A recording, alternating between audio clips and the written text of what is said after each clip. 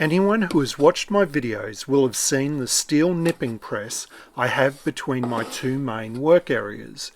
You might have also heard me explain that these types of presses were originally letter copying presses designed to copy handwritten letters into a special copybook. This is why they don't open very far, just enough for one large letter copybook. In my other room, I have a genuine bookbinding nipping press.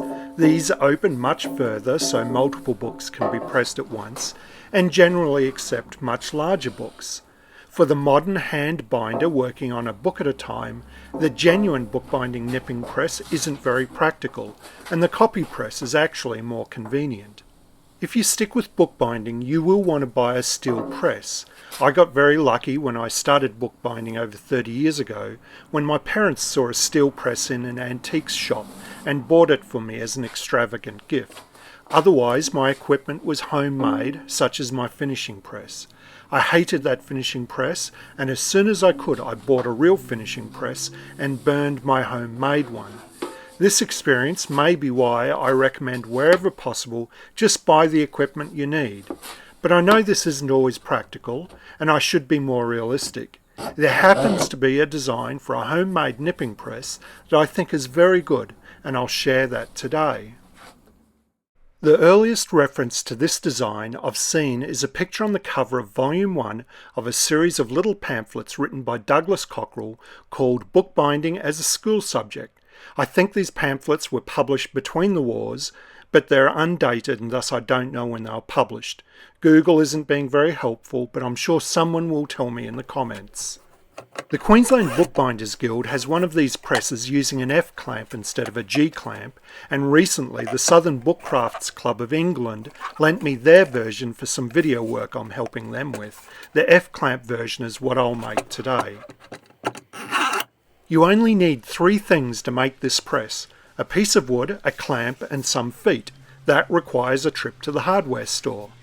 Unless you want to press a huge pile of books, get the shortest clamp possible, which will be 30 centimeters or 12 inches long. If you want to press larger A4 or US letter size books, look for a clamp with a deeper throat, which is usually 120 millimeters. Otherwise, the smaller 80 millimeter version will work fine. I also bought some 12mm premium plywood, but when I got home I found an offcut of dressed pine that was the perfect size, and I used that. If you buy some plywood, most large hardware store chains will do the 2 cuts required to cut it to size for free. The feet need to be higher than the thickness of the bottom jaw of the clamp, and I bought door stops or buffers which were 37mm high. When you get home, you need to decide how large to cut the wood based on the size of your clamp. I'll cut a slot 2 inches deep for the clamp bar to fit into, which holds everything in place. I decided I needed 320 by 280 millimeters, and noticed I had a scrap piece of wood in the scrap bin, 330 by 280, so I went with that. The hardest job is cutting the slot for the clamp bar. If you have a back saw for cutting kerfs in the back of books, that will work fine for cutting this slot. I drilled a hole for the end of the slot. The hole and the slot width are the thickness of the clamp bar, which was 8 millimeters in my case. I cleaned it up with a chisel.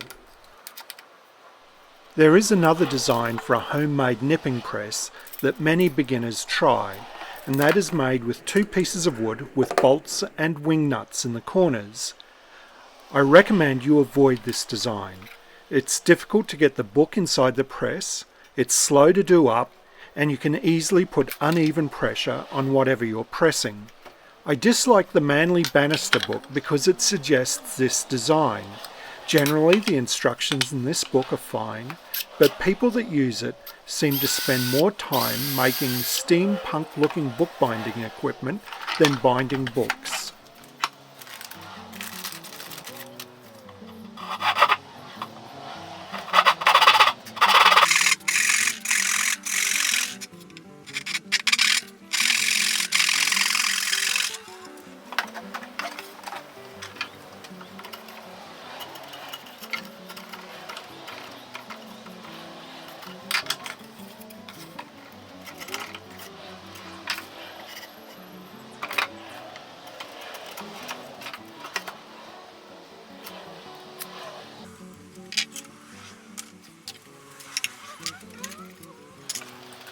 The clamp comes with a plastic cover over the bottom jaw, which we don't need, so take it off, but maybe keep it just in case. I'll connect the clamp to the wood with the self-tapping screw. I'll need a hole in the bottom jaw of the clamp for this screw to go through. The jaws of these clamps are made of a fairly soft iron, or maybe a steel, which drills easily. It's a good idea to center punch metal before drilling a hole, and if the camera hadn't been in the way, I'd have put a drop of oil on the hole as I was drilling it to reduce friction and heating.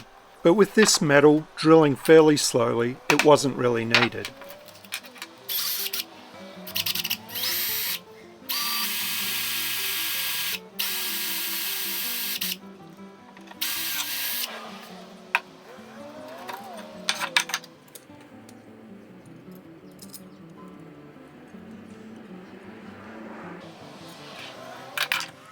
The final step is assembly. If you're a bit OCD, as many bookbinders are, you might want to pre-drill holes and measure the perfect placement of the feet. I'm just going to eyeball it and put them near the corners.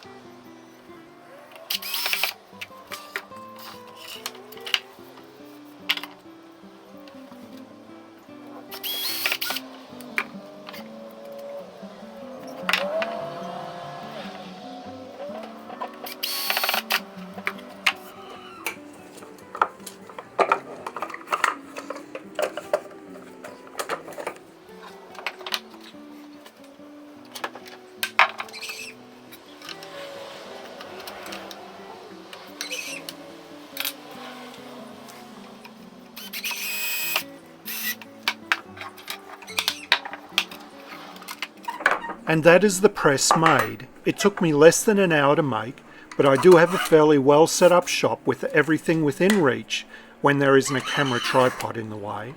Just like any press, you will use pressing boards. In the diagram on the Cockerell pamphlet, it looks like it has an upper plate. Using the pressing boards, I don't think it adds much value. This press won't apply the same pressure as a steel press, but it's more than sufficient for the majority of hand bookbinding tasks. It's fast to make and cheap and gets you binding books while you keep an eye out for your perfect steel press.